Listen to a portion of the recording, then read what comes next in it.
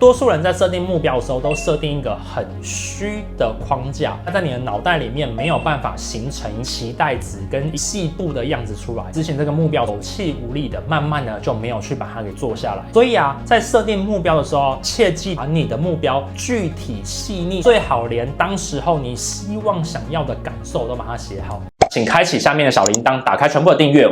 我相信很多人都想要为自己设定目标，但是这个在目标设定的过程当中，大家有时候会想说，哇，我到底要怎么设定？又或者是我在设定的过程当中我想东想西都发散掉了，我连目标都没有办法给定义清楚，更何况计划呢？今天就要跟你分享我一个常用的方法。这个方法我本来都是使用在设定公司品牌、设定产品企划的过程当中的一个好方法。今天就来分享给你。这个方法总共有7大步骤，你把这7大步骤学会你就学会了一个核爆级目标设定的思维武器。第一个方法就是你在设定目标之前你一定要想一下，你这个目标你是要对谁说。我们在设定目标的时候，最好的方法就是把它有一个对象说给他听。那你在设定目标的时候，你的对象是谁呢？就是你明年的现在的自己。所以你设定目标的第一件事情，你要先去假想一下，明年的现在你自己长怎样，你会穿着怎样的衣服，你会散发出怎样子的一个感觉，你会闻到你自己身上什么味道，然后他的头发、他的发型、他所在的环境长怎样，就如同谈恋爱一样，谈恋爱你要有一个对象，你才能去努力的去追寻他。也一样的，你在设定一个目标的时候，你需要把你的目标讲给一个人听。那为什么要做这件事情呢？在做这件事情的过程当中你不知不觉的会把你自己脑袋未来1年的轮廓慢慢的给写清楚，把它画出来。第二件事情就是把你的目标具体细节细腻的把它给论述出来。举个例子来讲，可能很多人他会这样子设定，哇，我今年要出国1次。可是这个目标有具体吗？其实不够具体。根据你的五感跟感受把它写得很清楚。为什么要做这件事情呢？多数人在设定目标的时候，都设定一个很虚的框架，而这个框架在你的脑袋里面没有办法形成一个期待值跟一个细部的样子出来，导致自己在执行这个目标的时候会有气无力的，慢慢的就没有去把它给做下来。所以在设定目标的时候，切记的第二件事情就是要把你的目标具体细腻的把它写下来。最好连当时候你希望想要的感受都把它写好。第三件事情就是你还要再做2个比方。很多人在做全部的目标设定的时候，都只是把自己的目标给写出来而已。可是没有写很多的比方去加强你的注意力，这个时候脑袋没有办法去做扩展。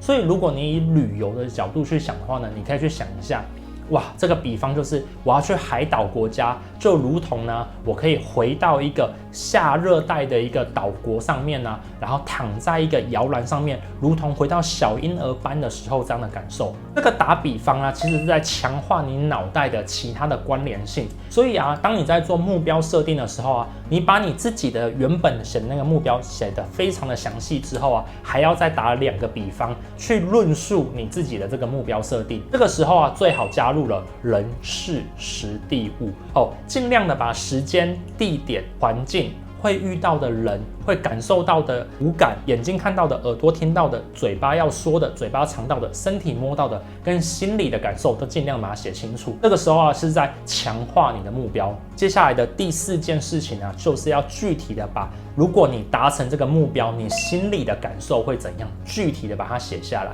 有没有注意到我第一个叫你写的是什么？你未来的自己，你要写对象。第2件事情叫你写什么？写你的目标具体细腻的叙述。第3个东西叫你写什么？叫你写这个目标的2个比方。第4件事情叫你写你达成目标时候的心理的感受。你会写说，哇，当时候我非常的满足，我会得到了怎样子的满足感，并且我心里会有暖意，旁边的人会怎样。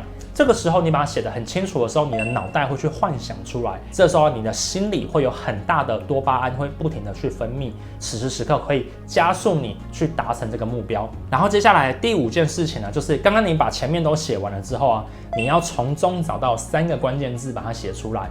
例如说，我以海岛国家的出国旅游的话，我就这样写：夏季海岛旅游，如婴儿般的水床可以躺在上面，海洋般宽阔的空间。我把这3个关键词把它写下来，这个时候啊，其实你的脑袋就会做前面的全部的连接到这3个关键词上面。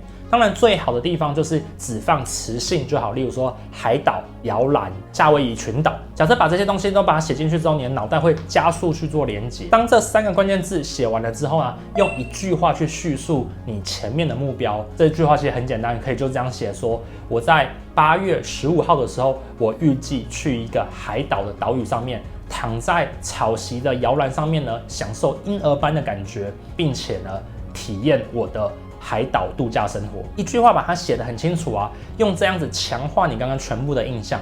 这个时候你会发现到你的目标设定也已经越来越具体。那整个过程我尽量用纸笔去把它写下来，或是用电脑去把它打下来，用文字的方式具体的去把它叙述下来，对，你可以在脑袋里面把这个目标具体的详细清楚。然后啊，最后一件事情呢，就是你要开始的第一步是什么？刚刚你的目标写了很多啊，这个时候你要写你的开始的第一步，但很多人在这边会卡关。我要跟你分享，开始的第一步啊，其实你做什么事情都不重要，重点是让自己动起来。好，立刻把这7个问题写好之后啊，你把它打成一篇文章，并且啊，像是看作文一样的方式啊，不停的去修饰它，这就是你的目标制定。而这个方法叫做新闻稿目标制定法，很多的产品跟品牌公司的运营的过程当中都会使用这个方法。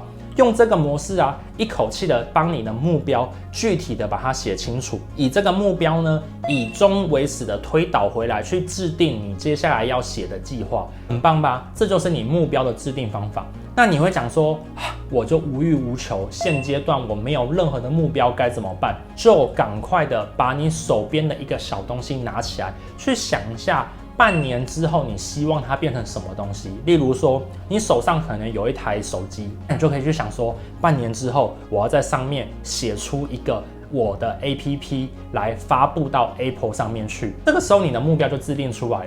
有没有一个目标重要吗？其实不一定重要，因为目标有时候是一边做一边找寻到的。但重点是你要对目标的轮廓讲得越详细，你的动力才会往前进去走。那你现在可以做些什么事情呢？拿出你的 A4 纸，问自己第一个问题想象明年同一时间自己的样子，尽量的用你的触觉、眼睛、耳朵跟心理的感受去把它描写出来。第二步呢，就是假设如果你已经完成了目标了，你会感受到怎样？你把这个目标呢具体的写清楚，然后你感受呢用耳朵听到的、嘴巴吃到的、眼睛看到的、摸到的跟心里感受到的，把它具体的写清楚。然后啊，再用2个比方把你这个目标啊，把它确切的写下来，一样也要写得很细腻哦。那这样写下来之后呢，你再把你的目标啊完成之后，你心里的感受会怎样，也把它写下来。你就去假想一下，哇，我达到这个目标之后，我心里是一种怎样的感觉？